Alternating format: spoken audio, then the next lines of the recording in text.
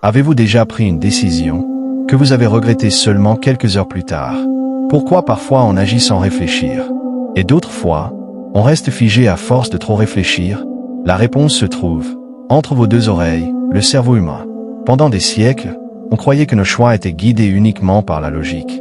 Mais aujourd'hui, les neurosciences nous révèlent une réalité bien plus complexe. Dans notre cerveau, il y a une petite structure en forme d'amande qu'on appelle l'amygdale. C'est elle qui déclenche nos réactions émotionnelles, la peur, la colère, l'amour. C'est l'instinct, la réaction immédiate. Et juste à côté, il y a le cortex préfrontal, le siège de la logique, de l'analyse, de la planification. Il essaie de calmer l'amygdale. Mais, il est plus lent. C'est pour cela que souvent, on réagit d'abord, et on réfléchit après. Le cerveau, c'est un champ de bataille entre l'émotion et la raison. Mais est-ce que le Coran parle de ça? Oui, de manière frappante. Dans la sourate à Al-Hajj, verset 46, Allah dit « Ce ne sont pas les yeux qui s'aveuglent, mais ce sont les cœurs dans les poitrines qui s'aveuglent. » Les yeux ici symbolisent la perception physique. Mais Allah parle d'une autre forme de cécité, celle du cœur, Koulou. Et ce cœur, dans le Coran, n'est pas seulement un organe. C'est le centre des émotions, des jugements, de la conscience morale. En neurosciences, cela correspond au cerveau limbique, le système émotionnel. Et quand ce système est perturbé, on voit, mais on ne comprend pas. On entend, mais on n'intègre rien. Le Coran identifie déjà ici l'aveuglement cognitif, bien avant la science moderne. Le chercheur Antonio Damasio a étudié des personnes ayant des lésions au cerveau. Des gens qui pouvaient réfléchir normalement, mais qui étaient incapables de prendre des décisions simples. Pourquoi? Parce qu'ils n'éprouvaient plus aucune émotion. Et donc, plus aucune motivation à choisir. Sans émotion, pas de décision. Et le Coran nous dit, dans la sourate Al-Qiyamah, verset 14, « L'homme sera témoin contre lui-même, même s'il présente des excuses. » Le mot arabe utilisé est « basira », la lucidité intérieure. Ce verset nous dit que l'homme sait ce qu'il fait, même si extérieurement il essaie de se justifier. En neurosciences, on sait aujourd'hui que le cerveau enregistre chaque choix, chaque intention, même inconsciente. Le cortex singulaire antérieur, par exemple, détecte les conflits moraux, même avant qu'on ne parle.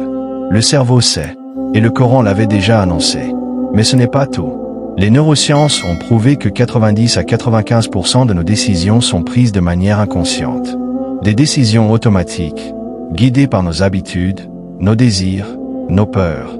Et Allah nous interpelle, dans la sourate Al-Infitar, verset 6. « Ô homme, qu'est-ce qui t'a trompé au sujet de ton Seigneur, le noble ?»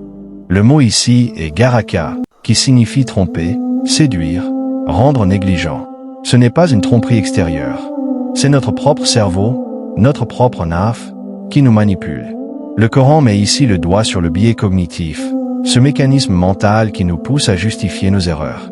Et quand ce naf prend le dessus, il nous pousse à ignorer la vérité, à désobéir, à rejeter. Allah dit, dans la sourate Al-Alaq, chapitre 96, versets 15 et 16, qu'ils prennent garde. S'ils ne cessent pas, nous l'attraperons par le toupet. Le toupet d'un menteur, d'un pécheur. Le mot arabe est naziya, qui signifie littéralement le front, le haut du crâne. Et ce qui est fascinant, c'est que cette région frontale est exactement là où se trouve le cortex préfrontal, responsable du jugement moral, de la planification, de la maîtrise de soi.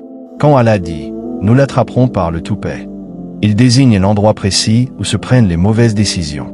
Une précision scientifique, inimaginable à l'époque. Mais il y a une bonne nouvelle. Le cerveau est neuroplastique. Cela veut dire qu'on peut le changer. On peut le renforcer. Par quoi? Par la prière, la méditation, le jeûne. Toutes ces pratiques activent le cortex préfrontal et réduisent l'hyperactivité de l'amygdale. Et ça, c'est prouvé par la science. Le prophète Mohammed, paix et bénédiction sur lui, priait longuement la nuit. Il méditait, il jeûnait souvent. Ce n'était pas que du culte. C'était aussi une discipline mentale. Dans un hadith rapporté par Al-Bukhari, le prophète a dit « Le fort n'est pas celui qui terrasse les autres, mais celui qui se maîtrise lors de la colère. » Et cette maîtrise de soi, elle se passe dans le cerveau. Les chercheurs appellent ça la résilience cognitive. C'est la capacité de rester calme, de faire le bon choix, même sous pression. Et encore une fois, le Coran avait déjà tout dit. Dans la sourate Az-Zumar, verset 22, Allah dit « Est-ce que celui dont Allah a ouvert la poitrine à l'islam et qui détient une lumière venant de son Seigneur? Ici, ouvrir la poitrine, Shah Sadr, signifie apaiser l'âme, élargir l'esprit. Et lumière venant de son Seigneur, Nour Minut Rabbi, représente la clarté intérieure, l'intuition juste, la guidance divine. Ce n'est pas juste une foi aveugle. C'est une foi intelligente, connectée à la conscience, à la raison, au cœur.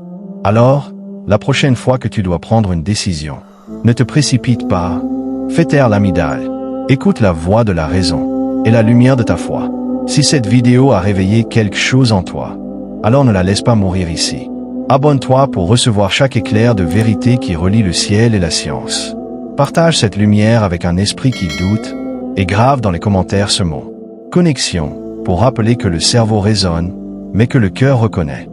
Malheureusement, plus de 80% d'entre vous qui regardent nos vidéos ne sont pas encore abonnés. Nous vous prions de vous abonner pour nous soutenir afin d'atteindre les 200 000 abonnés. Inch'Allah.